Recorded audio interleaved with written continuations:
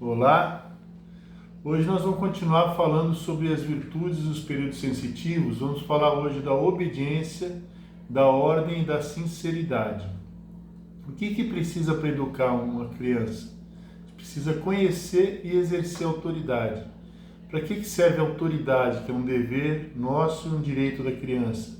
Para orientá-la o que é certo e o que é errado fazer.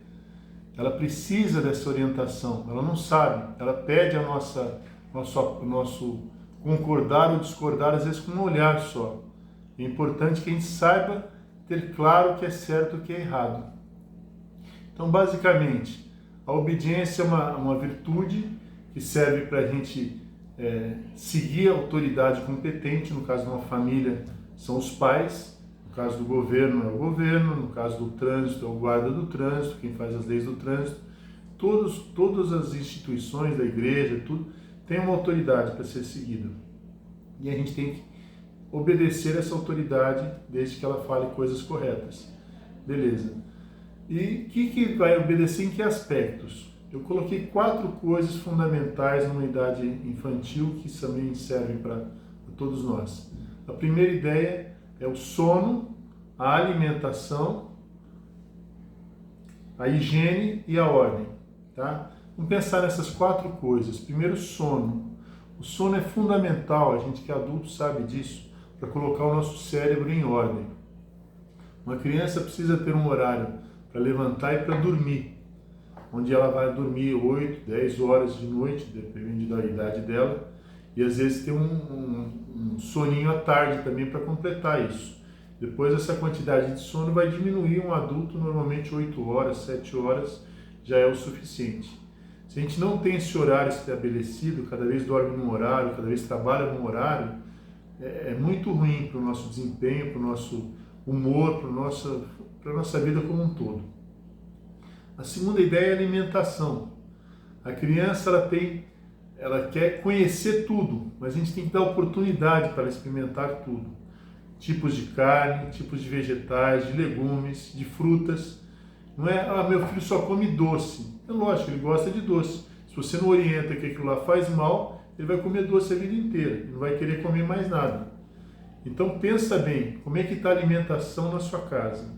Ela é variada, você exige que ele coma, você tem um tempo para ele comer, ele fica 3 horas comendo lá e você dando na boca. Pensa nisso. A ideia é que ele coma sozinho, terminou um tempo razoável, às vezes um pouquinho mais do que um adulto, se recolhe o prato. E o que faz? Fica sem sobremesa. Mas ele vai passar fome. Não vai. Tá? Não vai. Depois a ideia da higiene. Eles estarem limpos, né? Lavar a mão antes das refeições, etc. A gente acostumou isso na pandemia, mas é uma coisa assim básica.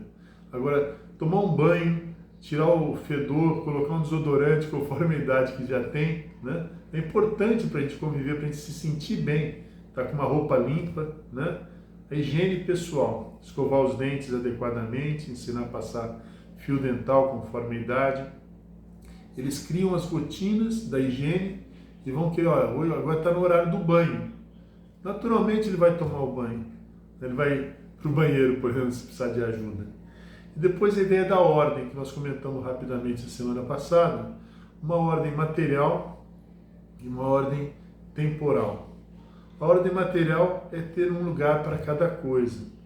Às vezes a gente mesmo larga a chave para um lado, larga o óculos para o outro, depois fica procurando. Então, acha um lugar. Qual que é o melhor lugar para deixar a chave? Não tem. Vamos criar um lugar para pôr a chave quando chega em casa. Colocar um lugar para pendurar os casacos. E assim a gente vai criando lugares estratégicos que a gente pensa para guardar as coisas. Ou o cesto da roupa suja, onde é que é um lugar melhor para a gente colocar. E a criança vai aprendendo essa ordem material. A ordem temporal são as sequências. Eu chego da escola, eu lavo a mão, eu almoço, depois eu faço a tarefa. Essas sequências de horas do que vai fazer, quando vai fazer, essa organização, nós vamos fazer isso, né? A criança vai criando essa ordem mental dos horários, fundamental. Depois, a sinceridade. Sinceridade, a gente sabe, é fundamental para que haja confiança, que a gente fale sempre a verdade. Mas eu queria pegar um outro ponto. Não falar mal dos outros. Isso chama maledicência. Ah, mas é verdade, aconteceu isso. Mas não fale. Corrija a pessoa sós. Tem uma outra parte da virtude da sinceridade que chama correção fraterna. Corrija a sós, fala, você fez isso. Então a pessoa, talvez ela até ache ruim na hora, mas ela vai ser agradecida que você foi leal a ela. Tá? Então, repassando, a gente falou da obediência, falou um pouquinho da ordem e da sinceridade. Tá bom? Até a próxima.